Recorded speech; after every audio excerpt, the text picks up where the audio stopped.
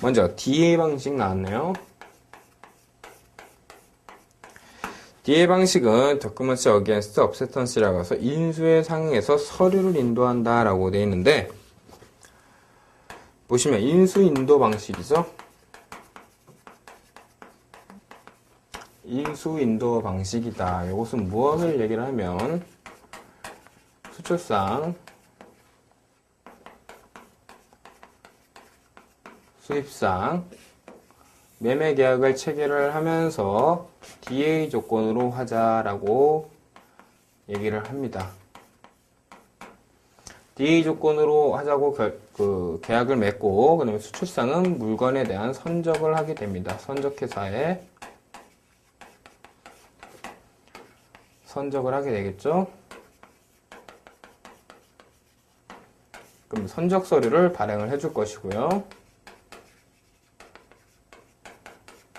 그래서 이 선적 서류와 수출상이 발행한 환어음을 가지고 추심의뢰은행에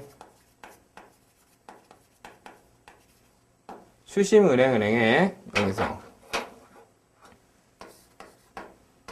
선적 서류와 환어음을 가지고 추심 의뢰를 하게 됩니다. 그러면 추심의뢰은행은 수입국에 있는 추심은행에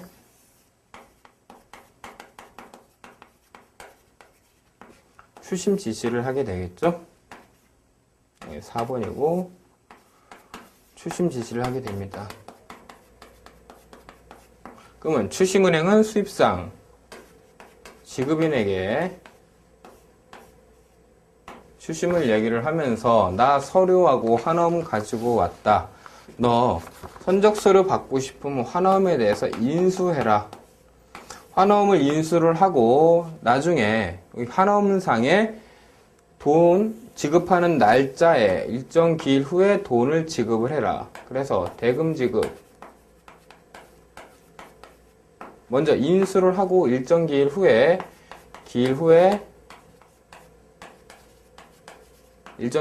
대금을 지급하라 라고 얘기를 합니다. 그러면 인수화 조건으로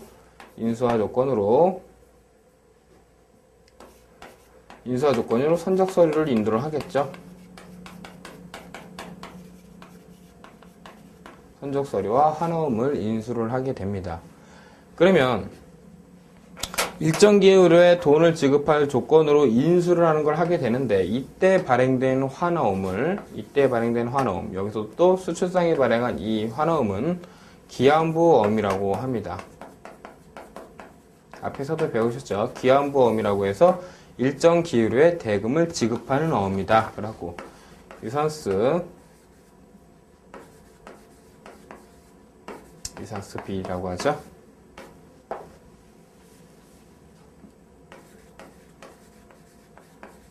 리선스 B라고 합니다. 기한부어음을 발행을 해서 선적서류 환어음을 인수하는 조건으로 선적서류를 지급을 해주고 일정 기일 후에 수입상 지급인은 대금을 지급하는 조건이다 라고 하는 것이 DA 조건, 인수인도 방식 조건이고요. DP 조건은 보시면 인수인도 방식이 아닌 지급인도 방식이다. 이것은 수출상과 수입상이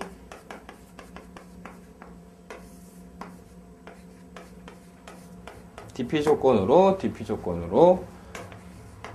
계약을 체결을 하게 되겠죠. 그러면 수출상은 물건을 선적을 합니다. 그러면 선적 서류를 발행을 해주겠죠. 이 선적 서류와 환어음을 가지고 추심의뢰은행에 추심 의뢰를 하면 똑같이 여기서도 추심의뢰은행은 추심은행에게 추심 지시를 하게 됩니다.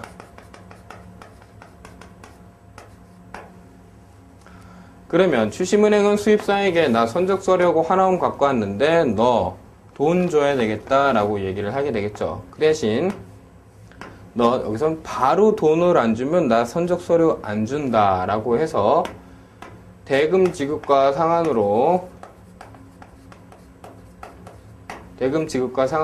선적 서류를 교부를 하게 됩니다. 그럼 저기는 앞에서 보셨던 것처럼 DA 거래 같은 경우에는 인수화 조건으로 선적 서류를 지급을 하지만 여기는 대금 지급을 조건으로 선적 서류를 교부를 하게 된다는 것이죠. 그래서 이 대금 지급, 여기서 환어음과 선적 서류를 제시를 할 때 그 환어음은 일람출구 환어음이 됩니다. 일람출구 환어음 같은 경우에는 환어음을 제시를 받으면 그거에 대한 금액을 바로 즉시 지급을 해야 되는 그런 어음이라고 했죠. 그래서 여기서 발행되는 이때 수출상에 발행되는 환어음, 그 다음에 추심은행이 수입상 지급은행에 제시하는 그 환어음은 일람출구 환어음이다. 그래서 DA 조건과 DP 조건은 이러한 차이가 있다라는 것을 여러분들이 좀 봐주셨으면 좋겠습니다. 6번에 보시면 추심결제 방식의 효용이 나옵니다. 1번에 수입상의 효용, 자금 부담이 경감된다라고 되어 있습니다. 그래서 수입상은 물품이 먼저 선적이 된 다음에 선적 서류를 발행이 돼서 그것이 추심은행을 거쳐 자신에게 지급이 될 때까지, 제시가 될 때까지 수입상은 자금 부담을 좀 벗어날 수 있다는 것이죠. 그 다음에 이번에 상업위험의 해피다라고 되어 있습니다. 수출상은 그 수입상이 대금을 지급할 것을 신용상으로만 믿고, 그 다음에 물건을 선적을 하게 되겠죠. 그 수출상의 선선적이 이루어진다라고 해서 상업위험의 해피가 될 수 있다. 수입상의 입장이겠네요. 그 다음에 비용 절감이 될 수 있다. 신용장 거래 방식 같은 경우에는 그 신용장에 거의 해설은행이 그것에서 지급을 확약하고 있는 그런 조건 방식이기 때문에 그것은 개설에 대한 수수료가 발생이 됐고, 그 은행도 그거 신용장을 개설해주면서 자신이 아무런 담보라든지 비용 부분 관계없이 그것에 확약을 해주지는 않을 거예요. 그렇다 보니까 수수료가 발생이 되는데, 추심 같은 경우에는 단순히 서류만 취급을 해주면 되기 때문에 그러한 비용이 절감된다라고 보시면 되겠습니다. 그 다음에 가로 2번에 수출상의 효용이 나옵니다. 수출 경쟁력이 있다.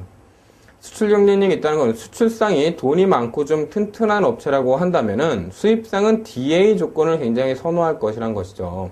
왜냐면 DA 조건 같은 경우에는 내가 환어음만 인수를 하게 되면 일정 기율의 돈을 지급해도 되기 때문에 그만큼 나는 수입상은 돈을 좀 마련할 기회가 있다는 거죠. 그렇기 때문에 DA 조건을 많이 좋아해요. 그러니까 수출상이 좀 자금이 넉넉하다면 내가 너 그 기회를 좀 많이 해줄 테니까 나랑 거래하자. 이렇게 해서 경쟁력을 좀 확보할 수 있다. 그렇게 보시면 되겠습니다.